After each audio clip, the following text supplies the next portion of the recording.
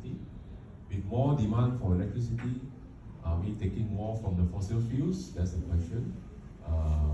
I hope it is not, and if it is not, then we need a sustainable integrated EV ecosystem, right?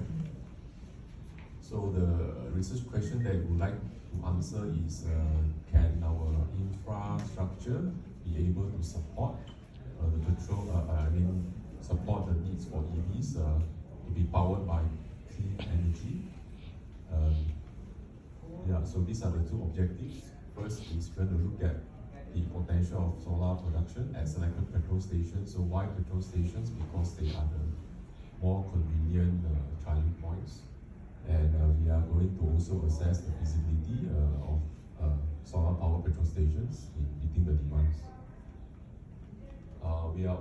For this paper, we are only looking at 10 petrol stations along the North-South Highway, but focusing on the central region of Peninsular Malaysia, where a lot of cars, a lot of people are actually concentrated at this region. We are only be focusing on DC charging stations, battery electric vehicles, as well as we are assuming that it is grid connected. This is just a simple flow chart. First is we study, identify the petrol stations, then we look at the area of the rooftop, then we try to simulate how much solar energy it can produce, and then we also estimate what will be the energy demand for EV charging, and then eventually we find whether can the balance be met or not.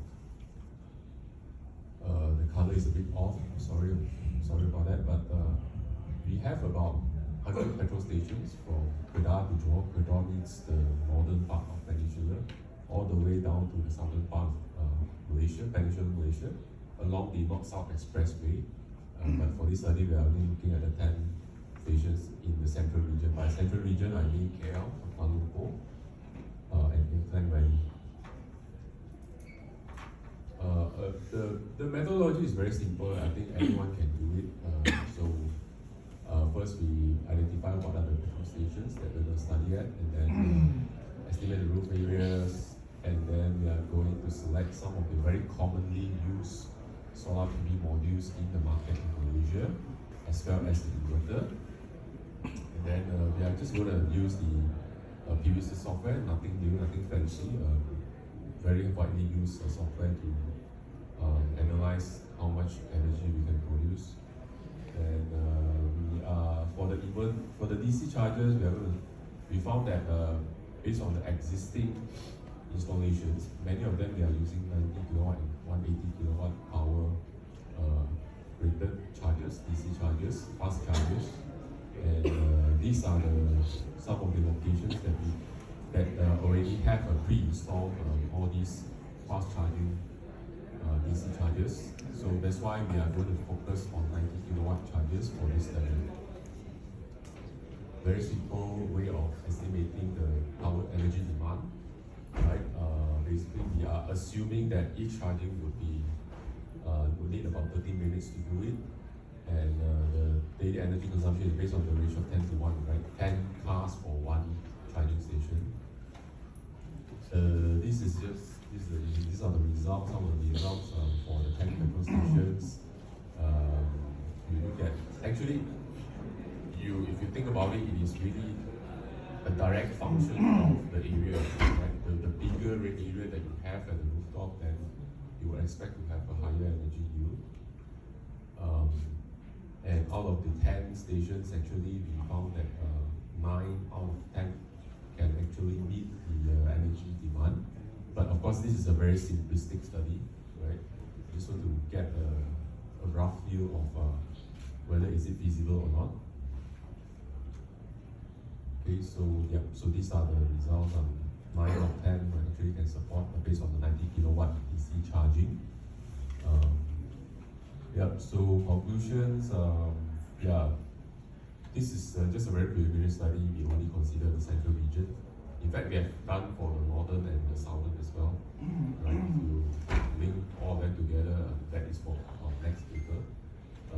Actually, in general, for 90 kilowatt DC charging, it is feasible, right? So mainly able to contribute to countries' transportation sector and plans. areas to support the increasing energy demand from the increase of EVs, and also contributes towards reduction of GHG. So this work was done based on the government targets of 100,000 EVs, just to reiterate what I mentioned just now, and 10,000 charging points by 2025. I think right now we only have about 1,000 plus charging points. So that's why you expect to see for the next one year or so, there will be a lot of developments taking place to put up all these charging points. Okay, but of course some limitations of this study, if you look at it, we only base it on whatever we can get from the Google map, from the Google Earth, and we estimate the areas of the petrol stations. So there might be some imprecision, right? And also the assumption of 30 minutes charging per vehicle, that is also a very rough estimation. So if you want this study to be more comprehensive, those limitations needs to be overcome. Okay, I would like to acknowledge the Institution of Engineers Malaysia for supporting this research and publication. I guess, yeah, these are some of the references that you can refer to. Actually, they are very recent because this is really a hot area for the government to push, right? And I think that's it. Yeah. So if you would like to connect with me, you can go to LinkedIn and search me up. So I think that's all for me. Thank you. Thank you very much.